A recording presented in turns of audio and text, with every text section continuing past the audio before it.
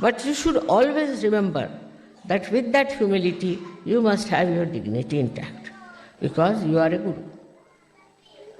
Once you know you are a guru, one thing should be there, that you will not behave like a joker all the time.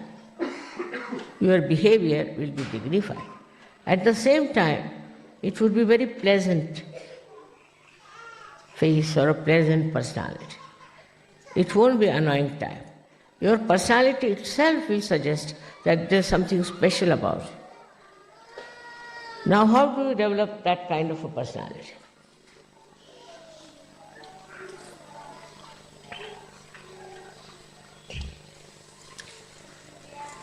The biggest problem in the West is ego. And the biggest problem in the East is superego. Now this ego business, I don't know from where it has come. In all walk of life, they show how egoistical they are. For example, I went to America and I was surprised that there is a racial problem and the blacks are treated in a different manner and the whites in a different manner. I mean, color is given by God, and somebody has to be black and white. If everybody looked the same, it will look like a regiment. There should be some variety, there should be some change in the face, and also in the expression. One has to be a person carrying better or different expressions. Otherwise, you will be bored with such a world where there is everybody looks the same, just the same. But so much of racialism there that I was surprised that how it has worked into human mind. So as a guru, you must develop a complete detest for racialism, complete detest. That's very easy to understand, that anybody who has fair complexion could be a cruelest man, cruelest woman, and could be a cruelest mother also. And the one who is black could be very kind, generous. It doesn't go with the color. Temperament doesn't go with the color. But because the blacks have been ill-treated so much that they react, and they react naturally sometimes in such a manner that it is very crude and very cruel. But this kind of attention, this kind of a, you can say, a wrong type of attitude towards human beings, even towards animals, they won't bear it. So towards human beings to have such an attitude itself shows that you are not worthy of Sahaja Yoga at all. So any one of you who has such a feeling that somebody is black and somebody is white cannot be a guru in Sahaja Yoga. Then in India we have caste system, equally bad and horrible. It has no sense in it, no basis whatsoever. But in India we have people who believe that some castes are higher and some castes are lower. Every caste people can do all the worst possible things. There is no demarcation for them, and every low caste can be very, very good. We have had many great poets and Sufis in the lowest caste in India. These castes are man-made. You know, man-made cloth doesn't suit us. And all these man-made ideas are not going to suit us, and it will lead us to a great I wouldn't know discretion, but I would say to a complete destruction. Because hatred begets hatred, and it goes on increasing and increasing. If you cannot get rid of your hatred, then I would say you are not a Sahaja. These are all conditionings. You are born in a white family, so you are white. You are born in a Christian family, that's why you are Christian. You are born in a Jew family, that's why you are a Jew. All this is just because you are born in that. But does that mean that you are higher or lower? All the problems of the world today, if you see, are because of human attachment to nonsensical ideas of superiority. Only through collective living will change. For example, I would say, in an ashram we should have all colored people living together with the equal rights, with the equal understanding and love and affection. If that is not there, no use calling it an ashram.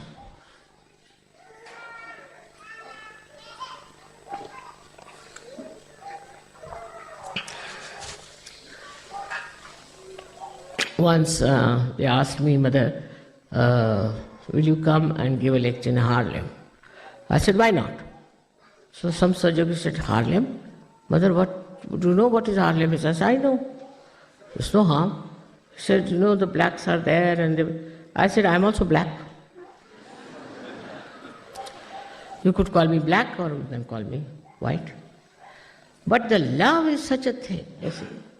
Love is such a thing that cleanses all these ridiculous ideas we have about other people. To brand anyone as black and white shows that you have no eyes to see.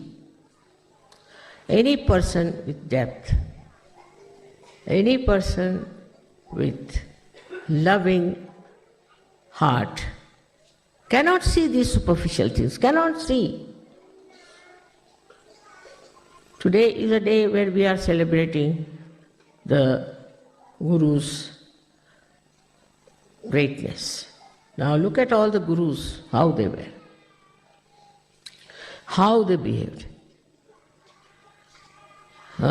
We have many in India and many others, many Sufis in other countries. These Sufis or these saints that we had never believed in any caste system, never believed in black and white. Christ, he never believed in black and white. Buddha never believed in black and white. Nobody believed in any kind of man-made ideas. These are all man-made ideas which we have accepted, and even after realization we try to carry on with them. Now, by saying, we do not get rid of it, but acting we can. Just see how we work out these stupid ideas within us and how we can get rid of them. Very simply is, in meditation you should sit down and see how many people you love. And why do you love? Not out of pity, but just with love, how much you care for others. I have seen some very, very beautiful examples of that. But still I must say that there are certain fixed ideas which are to be dislodged completely. Very important for every person who is a guru in Sahaja. Means he has to be a clean-hearted, open-hearted, loving-hearted fellow. His heart should play the tune of Param Chaitanya. If his heart is full of all these man-made ideas, I don't know what will happen. Even when they transplant the heart, they cannot do it with the man-made. They have to use a real natural one. So you can imagine when you try to take to all these odd ideas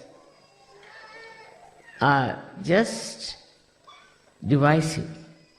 They will never give you collectivity. So introspection has to be made. Are we one, or we are judging each other? Now the judgment is quite a lot also. Now all this can be seen only when you live together.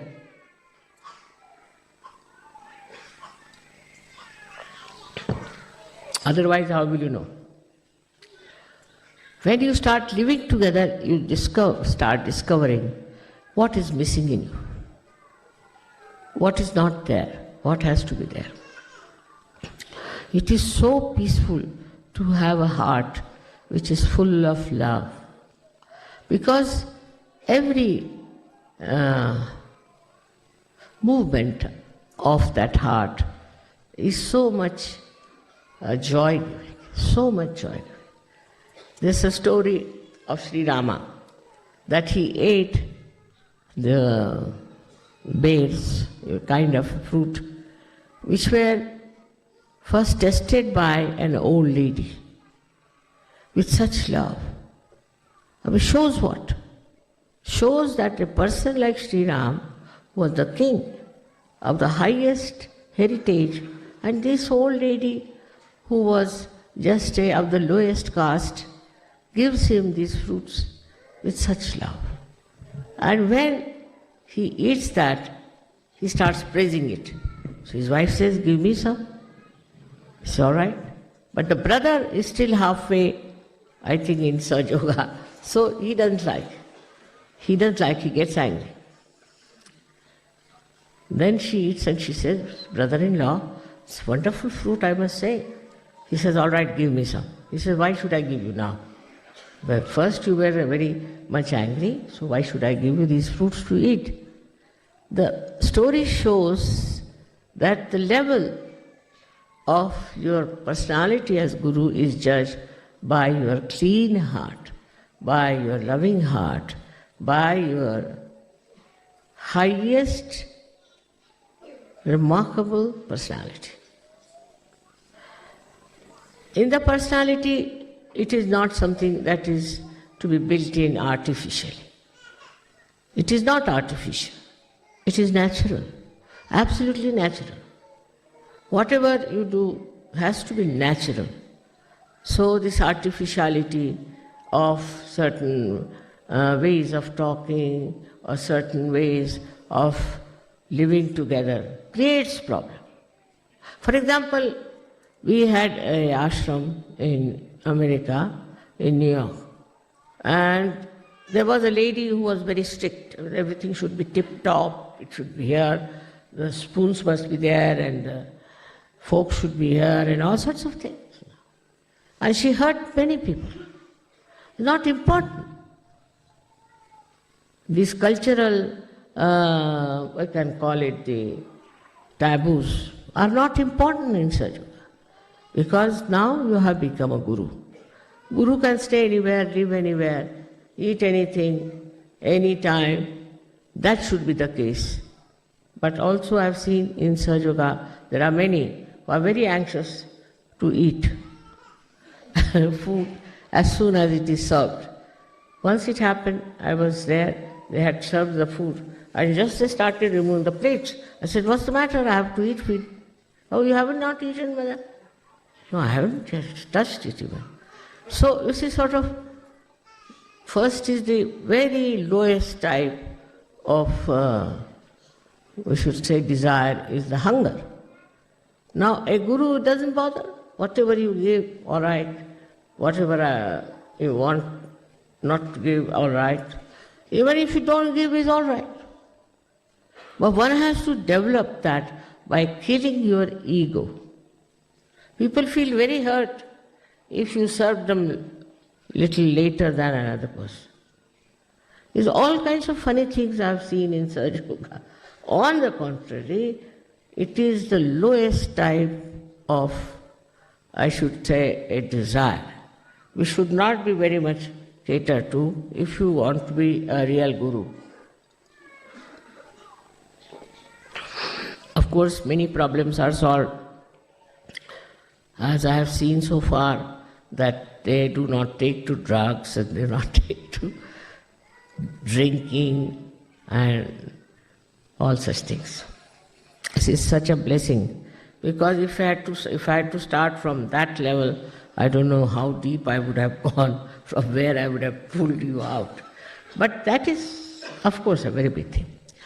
That is quite a nice thing. But still, to make a beautiful life out of you, which will attract the attention of everyone. How you talk, how you behave, how you love. So again, one has to say that Guru Pada comes only through the love that you have. Like they'll have, say, 10 people. For anything. For a drama, suppose. And they have it only from a particular country or from a particular group, then there's no fun. There's no fun. For example, they'll have a music group. So from the particular one caste could be, or could be one religion, could be one, you can say one school or anything. So that shows that you are still not there as a guru. You should like every kind of culture, every kind of beauty. And that has to be brought in our daily life. We should not look down upon anyone for their color, for their race, for their status, class consciousness. All this has been shown in the lives of all these guru saints who lived. Tukarama says, "Oh God, thank God, you have made me a scheduled caste." He was not, but he just says so. All of us, all the time, should not be conscious of what has been our birth, what has been our personality, or what has been our big name. One should not be able to make out it. Who is the saint and who is not. Even people are proud that they are saints. I was surprised in America also very much that the Russians who have gone there are a very different quality people. They wouldn't raise their eyes to me, wouldn't raise their eyes. And very deep, very, very deep. Vibrations were very deep. The reason is, I think, they have been oppressed during communism, perhaps maybe, and now they have come to America, where they have seen so-called freedom and what nonsense it is doing. So, knowing these two extremes, I think they have gone very deep into their own being. And they have such strength and such unity among themselves. I was surprised that I had never met them before. They didn't come from Russia. They came, only they were there. So what is it that has kept them like that is that they had no religion in their heads. They had no religion.